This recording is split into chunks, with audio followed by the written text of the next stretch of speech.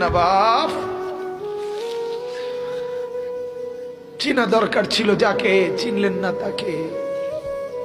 হায় যুবক, বন্ধুকে চিনলা না,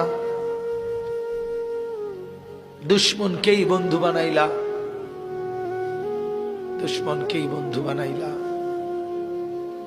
আপন বন্ধু যিনি তাকে চিনলা না, দুশ্মনকেই গ্রহণ করলা। চেহারায়, সুরতে, চলনে বলনে, আচারে উচ্চারণে বেঈমান যেভাবে সাজায় দেয়, তুমি তাকেই গ্রহণ করলা।